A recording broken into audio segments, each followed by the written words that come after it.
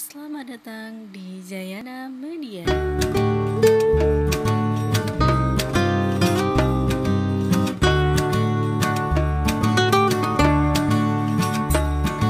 Jangan lupa subscribe dan bunyikan loncengnya untuk mendapatkan pemberitahuan konten terbaru. Kali ini kita akan belajar tema 9, subtema 1, pembelajaran 3 tentang sumber energi matahari dan wawancara.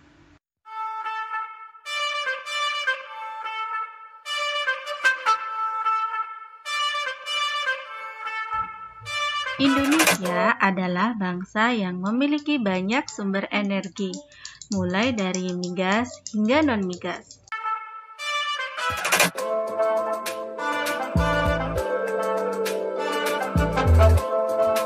Sumber energi tersebar di seluruh pulau-pulau di Indonesia. Kesemuanya harus dimanfaatkan secara bijak. Sumber energi dibagi menjadi dua, tidak dapat diperbarui dan dapat diperbarui. Sumber energi yang tidak dapat diperbarui merupakan sumber energi yang akan habis dan tidak dapat diperbarui. Contohnya minyak, gas, batu bara, dan hasil tambang lainnya. Minyak bumi dan batu bara merupakan sumber energi yang berasal dari tumbuhan dan makhluk hidup yang terpendam selama jutaan tahun.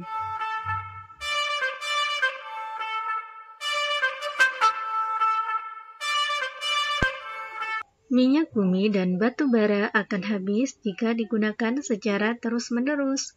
Dibutuhkan waktu berjuta-juta tahun agar tersedia kembali.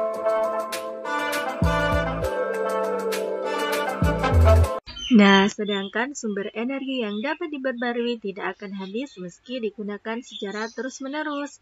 Namun, kita harus tetap bijak dan hemat menggunakannya.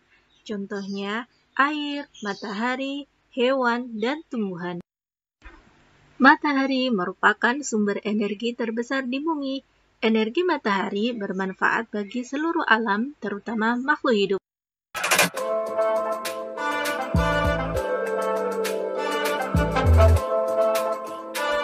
Manfaat energi matahari bagi manusia adalah membantu mengeringkan pakaian, padi, kerupuk, sebagai pembangkit listrik tenaga surya, membantu petani garam menguapkan air laut yang ada di ladang garamnya, dan memberikan vitamin D yang dibutuhkan oleh tubuh. Manfaat energi matahari bagi hewan adalah menghangatkan tubuh hewan, membantu memperlancar proses pencernaan makanan, memperkuat tulang hewan, menjaga suhu tubuh hewan, dan memudahkan hewan mencari mangsa dan makanan.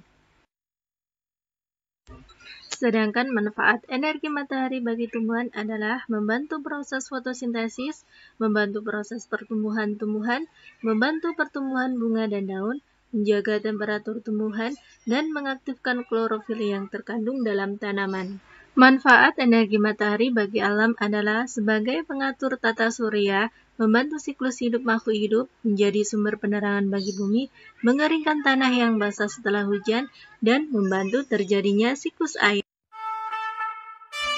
Sekarang saatnya kita akan belajar tentang wawancara. Ayo, siapa yang pernah melakukan wawancara? Yuk kita simak penjelasan berikut ini. Wawancara adalah tanya jawab antara dua pihak, yaitu pewawancara dan narasumber untuk mendapatkan data, keterangan, atau pendapat tentang suatu hal.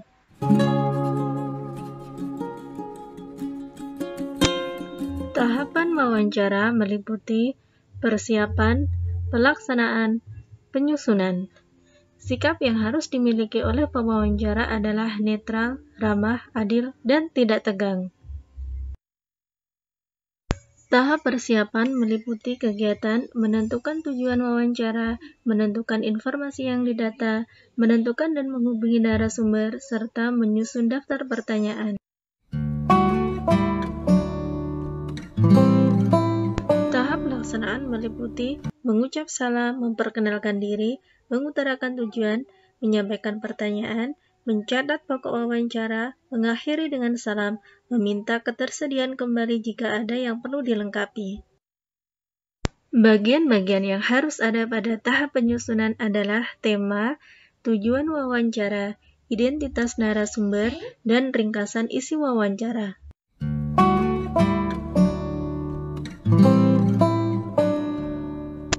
Hal yang harus dihindari saat wawancara adalah menanyakan hal yang umum, menanyakan pertanyaan yang inti jawabannya sama dengan pertanyaan sebelumnya, meminta narasumber mengulang jawaban, memotong pembicaraan, serta bersikap lebih pandai.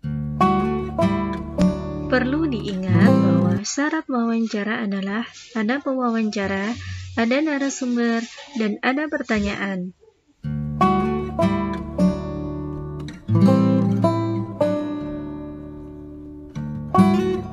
Demikian kegiatan pembelajaran hari ini. Sampai bertemu kembali pada kegiatan pembelajaran berikutnya.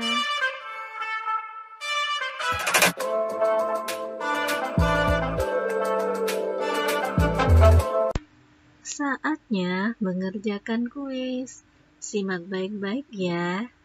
Selamat mengerjakan, semoga sukses.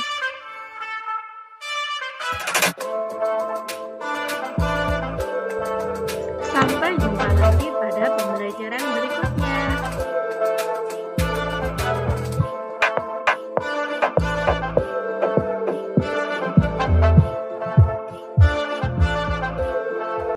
Klik like and share jika video pembelajaran ini